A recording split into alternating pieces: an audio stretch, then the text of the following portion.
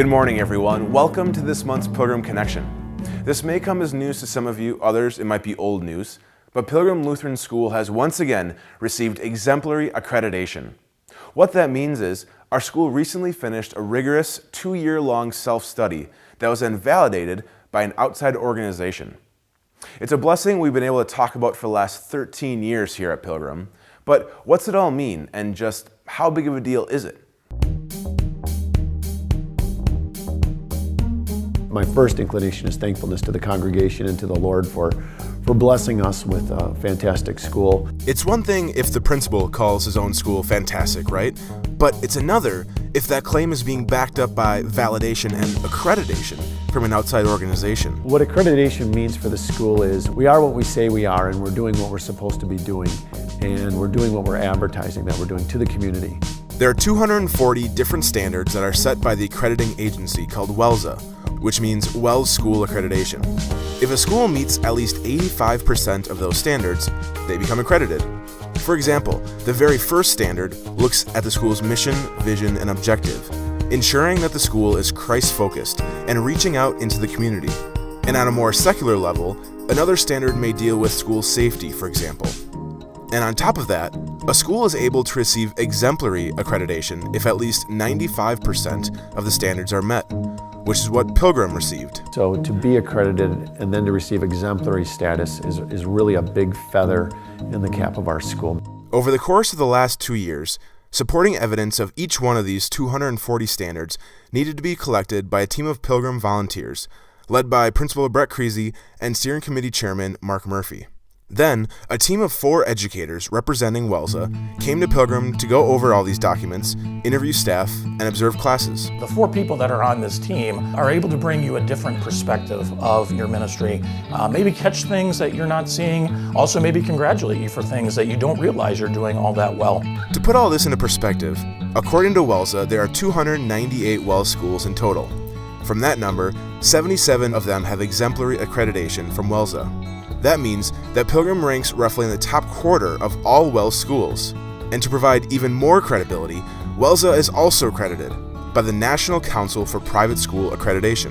Pilgrim is a fantastic school. We have been here for the last 2 days and we are so impressed by the work that your leaders are doing, your pastor is doing, your principal is doing. There is just a phenomenal feel here to this school. The curriculum is so well drawn out here, and it's constantly being reviewed and revised. That's something a lot of schools struggle with, and obviously God's Word permeates everything that's happening here. This outside set of eyes can be a huge tool and blessing for Pilgrim as we work to continue to serve our community with Christian education of exemplary quality. Thank you to the congregation for continuing to support our school. We really appreciate it, and the Lord is blessing us, and we ask that the Lord continues to do so. Here's a fun fact. Thanks be to God, Pilgrim was actually the very first school, along with 7 other schools, to be accredited by WELSA back in 2005. And while our school provides an exemplary place for our children to grow, Pilgrim also offers great ways for our adults to grow as well. Here's one of them. On this weekday evening, inside this Brookfield home, is a small group gathered to grow in their faith. The whole concept is that we grow spiritually, we grow in fellowship together in these small group settings. Once a week, for a couple of weeks at a time, Pastor Recker puts together a series of questions related to the previous week's worship service in order to facilitate a discussion about how the themes apply to our lives and how it relates to our own experiences. In that small group setting, it gives a much more intimate, personal feel to the discussions. It facilitates much more open discussion than you would get in a bigger group.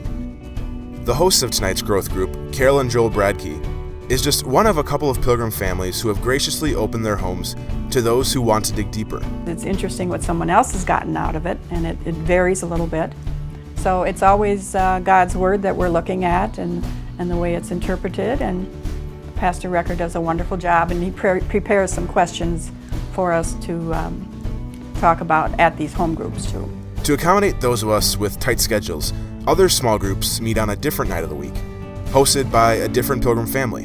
Amy Balza is one of those hosts. It's really very engaging because as opposed to just being a passive recipient of of words we get to really conceptualize, think through them, apply them to our lives, discuss, and that's really very edifying. There are some questions that can be very complex, and so he'll give guidance, he'll provide notes to help facilitate a discussion and keep it consistent with God's Word.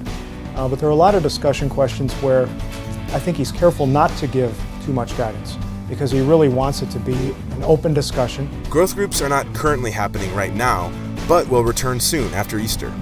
So if you're interested in checking one out, watch for details in the bulletin in the next couple of weeks, or connect with organizer Bob Lose. And this round of growth groups will also offer an option for millennials here at Pilgrim, led by yours truly, and taking place at a local coffee shop in a casual setting. So please, join us at any one of these growth groups whenever you're able. This is also a great opportunity to bring a friend. And what I've found is the people that are involved in these discussions, I've gotten to know them at a much deeper level. Although the discussions revolve primarily around the themes of the previous week's worship service, don't feel like you can't come to a growth group if you missed church that week or if you want to bring a friend who doesn't come to Pilgrim. All are welcome. Well, thanks for watching another Pilgrim Connection. I'll see you next time, and God bless.